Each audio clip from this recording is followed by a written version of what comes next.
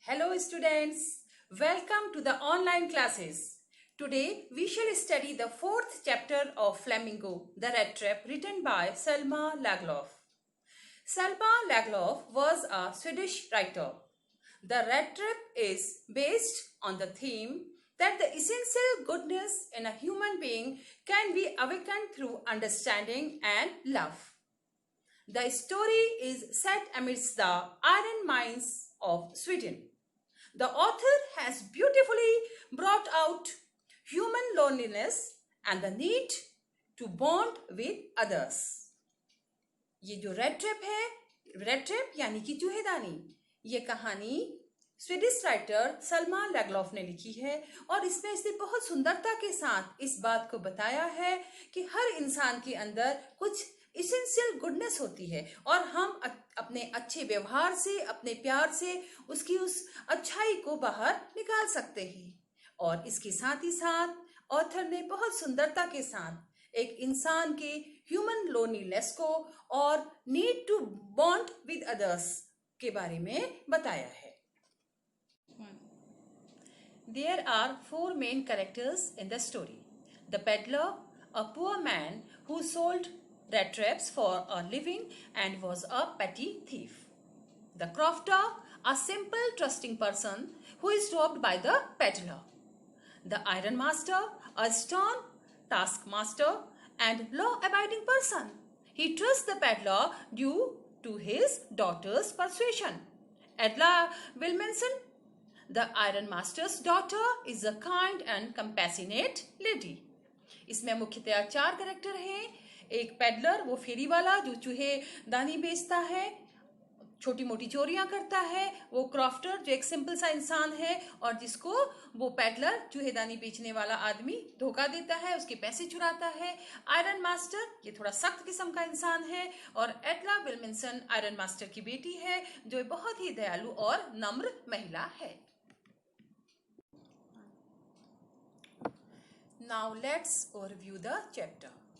The rat trap peddler and his thoughts about the world. Once upon a time, there was a vagabond who went around selling small rat traps. He made them from the material he got by begging. The business was not profitable, so he had to beg and even steal to survive. His clothes were rags, his cheeks were sunken, and hunger gleamed in his eyes. One day, while he was engrossed in his thoughts about rat trap, a very amusing thought came to his mind, that the whole world was a big rat trap. It offered comforts and joy just like the rat trap offered cheese and pork. As soon as a rat was tempted to touch the bait, it trapped him.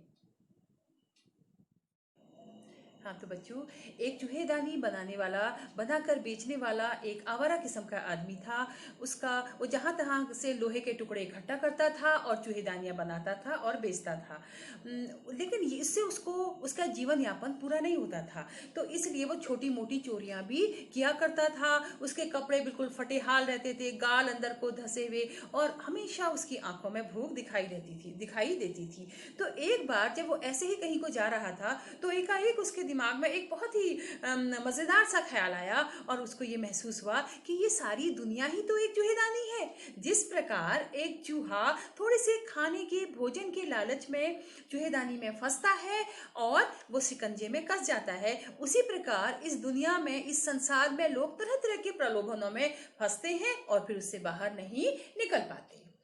Next बच्चों, one dark evening as he was going along the road, he went to a small grey cottage seeking shelter for the night. तो एक बार वो कहीं को जा रहा था तो रात हो गई, तो उसने रात्रि विश्राम के लिए एक झोपड़ी में शरण मांगी। The owner, who had once been a crofter, not only invited him in but was happy to get someone to talk to. The crofter, who had no wife or children, was very talkative. तो एक बार वो कहीं को जा रहा था, तो रात हो गई, तो शरण उसने मांगने के लिए एक घर में एक झोपड़ी का दरवाजा खटखटाया। तो बच्चों, वहां पर एक बूढ़ा आदमी रहता था, उसका न बीवी थी न बच्चे थे, और वो बहुत बातूनी था। तो उसने इसको बहुत वेलकम किया और अंदर बुलाया। तो उसको बहुत आश्चर्य हुआ, क्योंकि आज तक उसके साथ यानी उस पेडलर के साथ किसी ने अच्छी तरीके से व्यवहार, सम्मानजनक व्यवहार नहीं किया था। तो वो जो बूढ़ा आदमी था, he informed the peddler that during his days of prosperity he worked at the Ramsau iron works. Now his cow supported him. He even shared the fact that he had earned 30 kroner by selling the cow's milk. तो वो बूढ़ा आदमी उस चूहेदानी बेचने वाले आदमी को बताता है कि मैं अपने जवानी के दिनों में मैं रैमजो आयरन वर्क्स में काम करता था, लेकिन अब मेरे पास एक गाय है और उसका दूध बेचकर मेरा जीवन यापन होता है। और साथ ही साथ वो ये भी बताता है कि अब की महीने मैंने गाय का दूध बेचकर 30 क्रोनर कमाए हैं। क्रोनर्स मीन्स स्वीडिश जो करेंसी है उसको कहते हैं। The crofter showed him the money, also revealing him where it was kept. तो वो बूढ़ा आदमी उसको पैसा दिखाता है और साथ ही साथ ये भी दिखाता है कि मैंने ये पैसा कहाँ पे रखा है।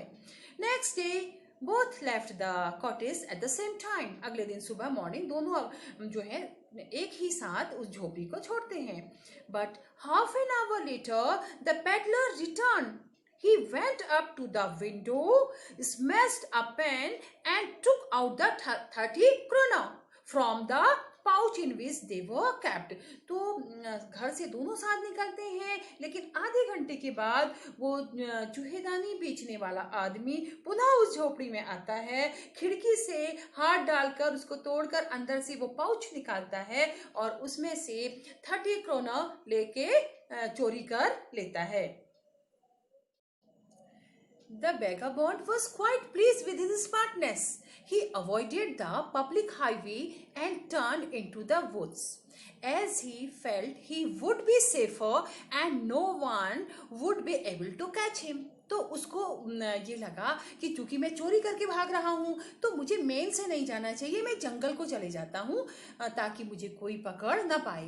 He tried to walk in a definite direction, but the path twisted back and forth so strangely that he was perplexed. लेकिन वो आगे रास्ते में गया, एक गया तो वो एक सीधे डायरेक्शन में, लेकिन जहां आगे को वो जाता वो मार्ग जो है वो ट्विस्ट हो जाता और इस प्रकार से वो एक सीधे रास्ते में आगे हाईवे पे मेन रोड पर नहीं पहुंच पाया और ऐसा करते करते वो काफी थक गया। He walked on and soon realized that he had been walking around in the same parts of the forest. तो वो चलता गया और जल्दी ही उसको ये बात महसूस हुई कि मैं उसी रास्ते में बार बार चल रहा हूं लेकिन अपनी मंजिल तक नहीं पहुंच पा रहा हूं। वो भटक गया उस जंगल में।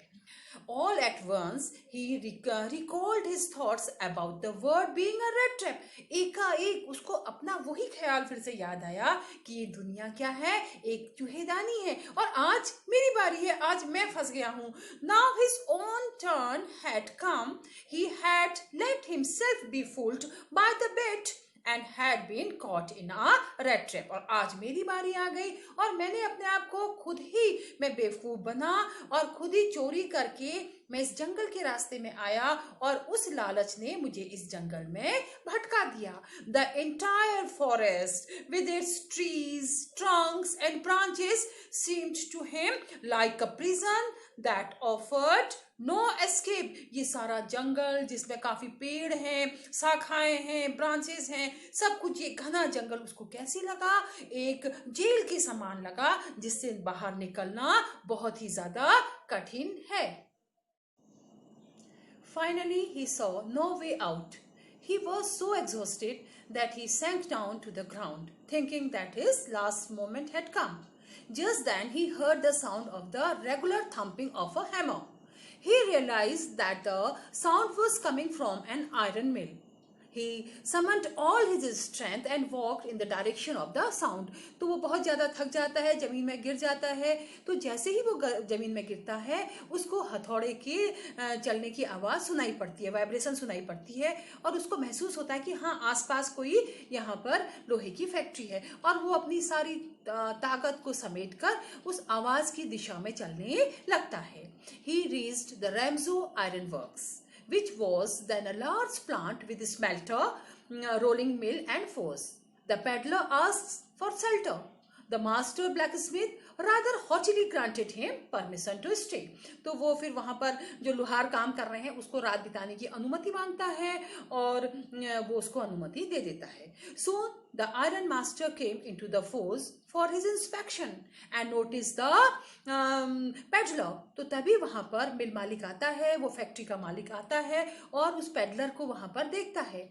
He mistook him in the dim light for an old regimental comrade Niels Olof. तो उसको उस भट्टी के प्रकाश में थोड़ा ये भ्रम हो जाता है कि ये जो सोया हुआ जो पेडलर है ये उसका मिलिट्री के समय का कोई पुराना साथी नील्स ओलोफ है. The peddler didn't clear his doubt as he thought the iron master might give him some money. The iron master invited him home. The peddler thought that going to the manor house would be like throwing himself voluntarily into the lion's den. So he declined the invitation. तो वो जो iron master जो है उससे कहता है, उसको अपना पुराना साथी समझता है नील्स ओलोफ, तो उससे कहता है कि तुम मेरे घर चलो. लेकिन वो चूहेदानी बेचने वाला आदमी ये समझ जाता है कि ये फैक्ट्री का मालिक मुझे अपना कोई पुराना साथी समझ रहा है, लेकिन वो उसके शक को दूर नहीं करता है. क्यों नहीं करता है बच्चों? उसको ये लगता है कि ये मुझे अपना कोई पुराना साथी समझ रहा है, तो इसलिए इसके बदले में ये मुझे कुछ पैसा दे देगा. अब आयरन मास्टर इससे घर चलने को कहता है, लेकिन ये घर चलने को इसलिए मना कर देता है क्योंकि ये तो चोर है, ये तो चोरी करके भाग रहा है और उसके घर में जाना तो कुछ ऐसा ही होगा जैसे अपने आप को खुद ही शेर की मांद में डाल देना. तो इसलिए वो आयरन मास्टर के उस इनविटेशन को मना करता है.